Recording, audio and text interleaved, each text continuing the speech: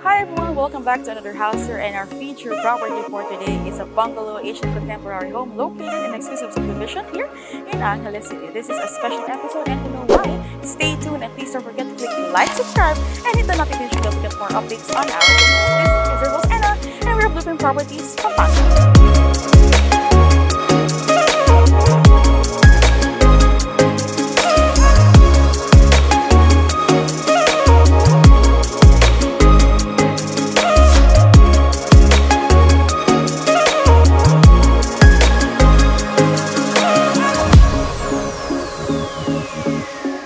Yes, we mentioned that this is a special episode. Why? Because this property is not for sale, but this is a featured property for our client who reached out to Blueprint Properties Pampanga that we assisted.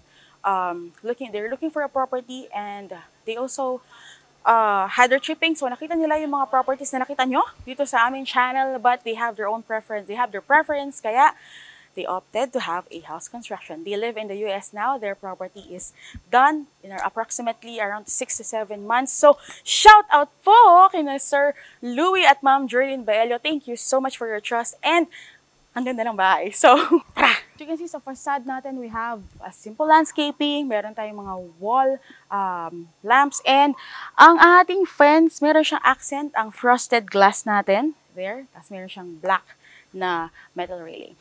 Also, this property, since custom-made naman siya, they wanted to have an automated gate. So, papasok tayo sa ating, charan! Dito tayo sa ating carport. At ang ating carport ay, we have a 2-car carport that is very spacious for 2 vehicles pa rin. Kahit na van pa sila. It's fully covered. You can see yung mga lights din natin dyan. Fully covered, well-lighted din. Well-lit. And then this naman, ayan. So this is their laundry area. Mahaba nga siya eh. So mapapansin nyo, itong part na to, it's actually 2 bedrooms yan, yung part na yan. So, sige. Welcome back, architect. Si architect yung nag-shot ng video. Ayan, okay. Wow. Si architect parang di nagpahinga sa pag-video. Okay. So, ayun nga, ito yung carport. And then, of course, special request nila yan, yung mga storage dyan. And then, this is a bedroom sa ground floor. Well, it's a bungalow. So, yung mga bedrooms natin, 3 na nasa ground floor.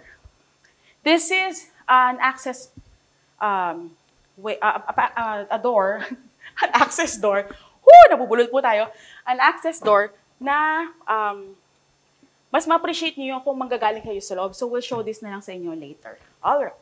So, dito na tayo sa ating elevated porch. But before that, I want you to see yung, yan, ang ating landscape garden. Ang ganda, Sir Louie! Ang ganda ng garden ni Sir Louie. Ayan. Also, isa pa to sa mga request nila, which is actually, ang ganda-gandang tignan sa property. Ayan, yung mga stone workings natin sa wall. They wanted an accent na stone workings. And I think sila din namili ng kulay. Tama ba, architects? Ayan. Si Architect Kim tsaka si Architect Mark nasa sila yung kasama ko. So, sila rin yung namili niyan. Sa lahat ng nakita niyo sa property, sila ang namili ng mga gusto nilang finishing. So, yes. So, here, nakita niyo naman gano'ng kahaba yung porch natin, di ba? Meron tayong wall lamp, nandiyan pa rin yung stone workings. And then, meron tayong part dito na painted lang para lang hindi tayo masyadong maumay sa mga stone workings natin. You still have your plant box. Kung gusto niyo pa maglagay ng plants, pwede pa rin. Your porch is actually very spacious, wide na. Dito pa sa part na to, may plant box ka. You can still put a coffee table dito. Diba? Or rattan swing, pwede rin. You have your reflective clear glass window that helps in cooling down ang loob ng property because, yun nga, the ray of the sun doesn't pass through it. Nagbabounce lang, kaya hindi mainit ang ating property. Show ko lang yung service gate dito kasi hindi tayo pumasok dyan. So, tapos dito naman sa side na to, siguro sisilipin na lang natin to later, pero parang gusto kong pasilip ngayon. Naka-architect. Yan. Okay. So, dito, pwede pa itong maging garden mo kung gusto mo siya maging garden. But you have a sneak preview of your pool area. Yes, this is a bungalow residential with pool area na makita natin later pagpasok natin sa loob. And as you can see, yung inyong, yung door pala nila, Very ano siya, di ba ano to, mas ma-wide siya, mas high din. And hindi natin pwedeng hindi i-mention ang wood accent sa ating ceiling. Tapos sa mga pin lights natin na sobrang nangibabaw dahil sa wood accent natin. The colors are matching.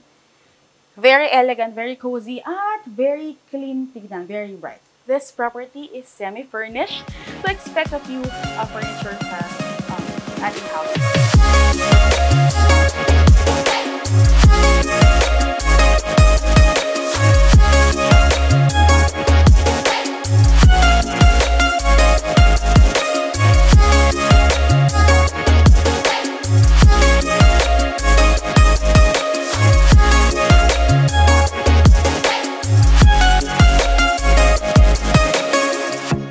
Welcome sa ating property. This is your living area. So yan, pinasama na nila yung sala set at ang ating center table na / pwede ring chair. Kung ayaw mo siyang gawing table, pwede siyang gawing extra chair. And, ayan, itong ating TV rack, ang wide ng TV rack natin, no? Diba? As you can see, this is laminated ng white color. We have your light dito, na ine-emphasize ang ating cement finish wall accent. Ayan. Ang ganda nito, hindi ko ito napansin kanina. Cement finish pala siya. Kasi napakalinis. Oh, then you still have your storage. Dito, drawers. There, your fluted panels. May LED strip ka dyan. Pang-accent lang. Well-lighted yung property. Kung makikita nyo, walang part na madilim. Makikita nyo na sa lahat ng sulok, very visible yung mga elements ng ating property. Also, sa taas, pwede ba namang mawala ang ating clerestory window for natural light? May clerestory window ka doon at may clerestory window ka rin dito. Ayan. So, pag morning, you don't have to turn on your lights dahil meron kang natural light. Also, ang window natin, wide ang ating window. Ito yung sa may bandang port, doon sa porch kanina. Okay. Next, papakita ko lang yung part na to kasi sa living area, you have an overview of your pool area. Hindi nyo lang siya nakita ngayon kasi reflective clear glass window siya. So, hindi nyo siya nakita. At saka, ayun. I hope nakikita nyo kahit konti yung ilaw. But, I just want to mention na itong part, ito yung window nyo overlooking your pool area. So, from your living area, you have an overview overlooking your pool area. Look at the curtains. Tsaka high ceiling. Napansin nyo ba kung gaano kataas yung ceiling natin? Tapos tignan nyo kung gaano kataas ang curtains natin. Ang ganda naman ng ating center light. Sa center light, chandelier, drop light, / pendant light daw. Okay, a few steps from your living area. Nandito ang ating dining area. And of course, custom made pa rin para sa ating couple, Sir Louie and Ma'am Jarlene. Thank you so much. Ang ganda, oh. Matching-matching color doon. And 8-seater. You have your fluted panels, may drop light ka dyan. And kung mapapansin ninyo, yung tiles natin sa living area going to our dining area are the same. So these are glossy tiles, pero ang cut niya, hindi siya yung usual na maliit. 60 by 60 yung cut ng ating mga tiles. Tapos glossy sila. Very nice. Madaling linisan, pero kahit na glossy siya, hindi siya slippery. From your dining area, move tayo sa ating formal kitchen at mapapansin nyo, nagpalit tayo ng tiles dito. We have a more textured tiles dito sa part na to dahil, of course, it's kitchen. Usually just run here. Provision for your refrigerator, your cooktop and your range hood. This is your undermount double bowl stainless steel sink. Okay. Silver color. Ayan. Ang ganda naman. At so nice naman yung task light natin dito. Okay. Mention ko yung splashboard natin kasi ang ganda. So, these are tiles, pero mukha silang bricks. Ayan. Tiles yan. Mukha lang bricks. At madali silang linisan. You know, when you have oil spills pag nagluluto ka, ang splashboard mo, minsan kapag painted lang siya, like a wall painted wall lang siya, mahirap linisan. Dumidikit sa wall yung oil. But this one, madali siyang punasan. Okay. Ayan, mayroon ka socket dyan, your task light, and you have a white quartz countertop, sparkling white quartz countertop kasi may mga sparkling, parang mga crystals dyan, kaya sparkling white quartz countertop. Ayan. For your microwave cabinet, meron ba tayong cutlery? Drawer siya. Coolness. Alright. Your kitchen island / your breakfast nook. You can put stool here, 3. Tapos may socket ka dito. And, ayan, may mga storage ka pa dito. Ayan. And, i-mention ko lang, iba talaga pagkasama mga architects. Pag nag-house tour ka. Okay, yung design ng ating kitchen island, they call it waterfall. Kasi yung granite niya, dire-diretso siya dito. Paano yun? Compare mo siya dito, na parang dinugtong lang. So, hindi sila pareho. Diba? Ito talagang, hindi kinat yung granite. Tuloy-tuloy siya. They call it waterfall. Thank you so much, architects. At, since bungalow to, lahat ng ating mga bedrooms nandito na sa ating ground floor. At ito ang ating, look at the aisle. Siyempre, may mga spotlights tayo dyan. Kita mo yung accent ng ceiling natin. Meron tayong mga wood accent dyan. At meron tayong LED strip dito. Pandagdag accent lang. Alright, so lakad tayo. Ang ganda naman itong aisle na to. Pero bago ka makarating sa mga rooms, we have here, for special request, ang yung service area nasa loob ng property. Usually, kasi may mga dirty kitchen service area nasa labas, pero sa kanila nasa loob. So, meron kang sink here, meron ka paling cooktop and range hood. You also have your storage. Ayan. And, oh yes! Dito yung laundry area. Kasi nga, they lived in the US, so yung mga laundry area kasi sa US, nasa loob ng property, nasa loob ng bahay. So, yeah, I remember this. Special request to ni Ma'am Jerlyn. The laundry area. Yeah. Meron kang shelves dyan. You still have your may cabinets ka pa nga dito eh. Architect tayo pa. Ayan, so yun nga. Nandiyan yung gamit nila. Nandiyan yung gamit nila! Okay, so ito yung iyong pantry. Your pantry, this is your pantry. Kasi may gamit. So your pantry, is your service kitchen, your auxiliary kitchen, your laundry area. Okay. This is the master's bedroom, pero papakita ko yan later. Ito ang iyong full bath.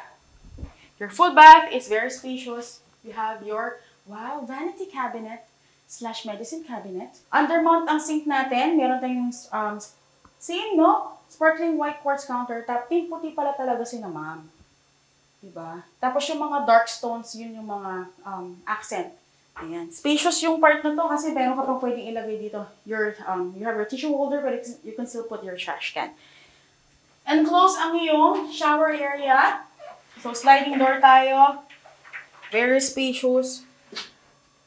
Stainless steel silver shower set. Tapos, yung iyong niche.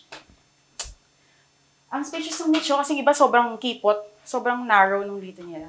This one is very spacious. Tapos ang ganda dahil light color, dark color, mas na-emphasize yung shape. Okay. Ito yung kaninang minention ko. Ayan. So this is the carport. The carport. Diba? Mas na-appreciate mo siya pag galing ka sa loob. Ayan. Okay. Check na natin yung ating mga bedrooms. Dito tayo sa ating bedroom number 1. Oh! Okay. This is your bedroom number 1. Queen size bed. Bed frame for queen size bed. Nice. Ito yung, ayan, yung sa may parking.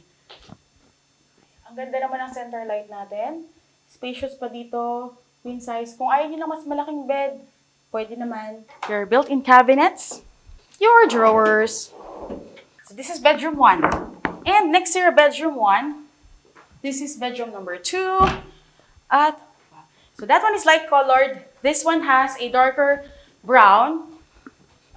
Yan. Tapos mas spacious to, mas malaki siya kasi pa-L yung shape niya. Ang ganda, no?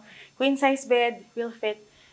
Provision for your, of course, in front of your bed. Provision for your TV, flat screen TV. Meron na kayong mga wires dyan, socket. Wide ang yung window. The color doon, hindi siya plain white. Ang ganda ng kulay. Okay, next ay mention natin ang ating, floor tiles. May socket ka dito. And, dito na tayo sa ating master's bedroom. Your doors pa rin, high ceiling pa rin tayo. Good for king size bed. King size bed ka siya. Ayan, meron kang side table. Ang ganda ng king size bed natin.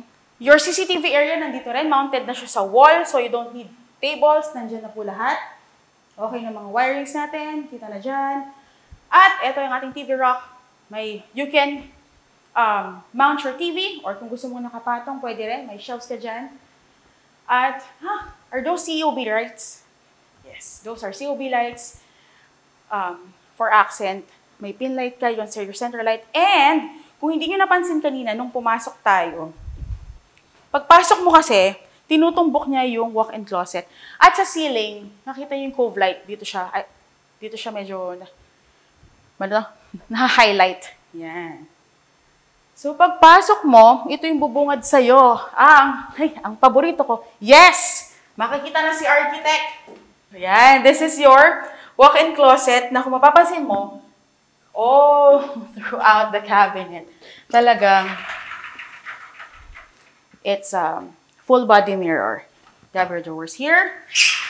Ma'am Jerlyn, ang ganda naman ito. Ito pa, here. So, dito yung mga damit. You hang your mga clothes dyan. And here also. Sobrang spacious. Tsaka maluwang siya, kahit na, but there's ample space for you to move. Kapag nag-change ka ng damit, you can still see yourself pag nagbihis ka. This is your master's bathroom. Mas malaki to. Doon sa bathroom na isa, no? Mas maluwang siya. Mas mataas din yung iyong vanity mirror. Your faucet, your task light, of course. This is your exhaust. Yes, that's right. Cool. Bidet, toilet, your tissue holder. You can also put a trash can there. Ito yung shower area. Ang ganda ng color. Yung wall natin, tiles natin. Mapapansin nyo, wala siyang painted wall. Material lahat. Pagpasok mo, yung wall natin, tiles lahat yan. Hindi siya basta-basta. Just a painted wall. So, very elegant. Color, contrasting colors for you to see the size, tsaka yung design of property. Your niche, stainless steel shower set. Yun, stainless steel shower set. Ayan. Enclosed pa rin ang ating shower area, pero mas wide siya compared to the other one. Okay. Meron ka pang ano dito. Ay, textured pala to. Wow, this is nice. Textured. And then meron kang towel holder. At ano pa ba ang hindi natin nakikita sa bahay nila Sir Louie at Ma'am Jerlyn Paelio? Of course, yung ating pool area. Tara? So, dito tayo dadaan sa ating lanay. From your dining area, okay, sobrang spacious ng lanay natin. Diba? If you want to extend your dining area, pag may mga gatherings kayo, pwede dito. Here, diba? Sobrang spacious niya. At even yung size ng ating pool, ayan. You can do lapses. Kasi some plunge pool lang, deep pool lang. But this one, you can do lapses. Yung shower area for the pool, shower area sa yung pool area, ano ba yun? Doon siya banda. Kung saan yung kaninang pinakita ko na access from your entrance. Pwede kaya ako lumakad dito. Lalakad tayo para mapakita natin. So, this is your pool area. There. Uy, ang ganda! Okay, so I'm gonna walk. Yan. Nandito yung shower area natin. This is your shower area at this is your control area or control booth mo para sa yung pool area. Ayan. Ito yung garden kanina. There you go. So, yun. We don't have a second floor pero kung mapapansin nyo, sobrang elegant ng ating property at spacious. Some kasi think na pag bungalow, masikip but no. High ceiling, spacious. You just have to set your preference.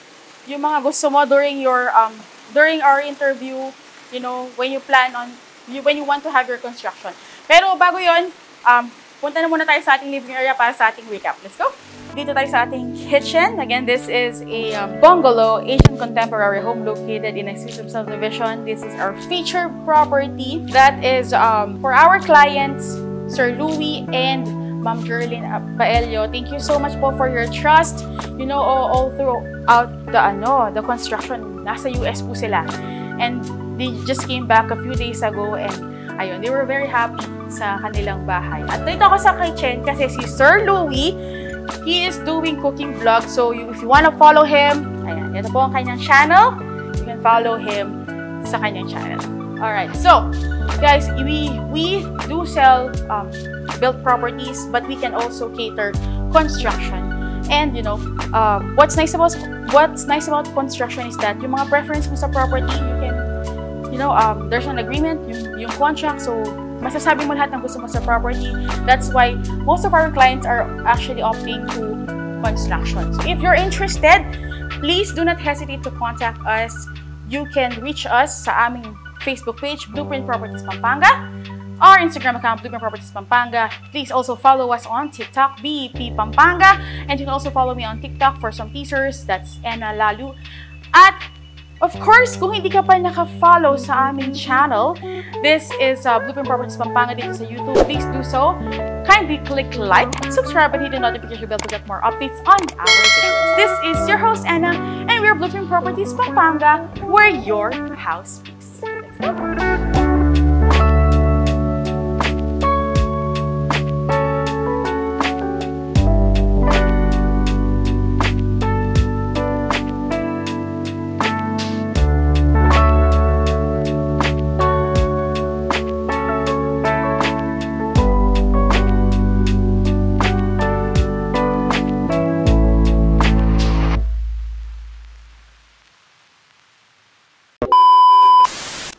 Kitang-kita yung pawis ko. Wait lang.